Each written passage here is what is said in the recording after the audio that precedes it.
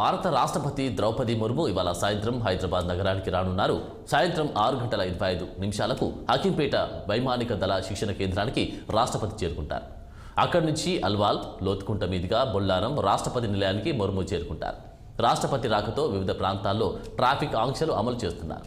సాయంత్రం 5:30 నుంచి 6:45 వరకు ఆంక్షలు విధించనున్నారు.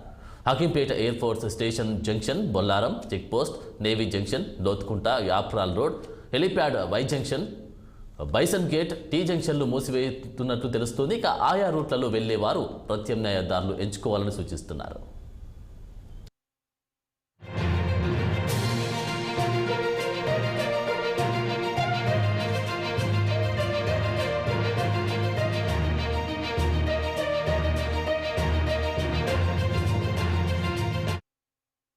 రాష్ట్రపతి ద్రౌపది ముర్ము శీతాకాల విడిది నేపథ్యంలో ఆమె సికింద్రాబాద్ బొల్లారంలోని రాష్ట్రపతి నిలయానికి వస్తున్నారు.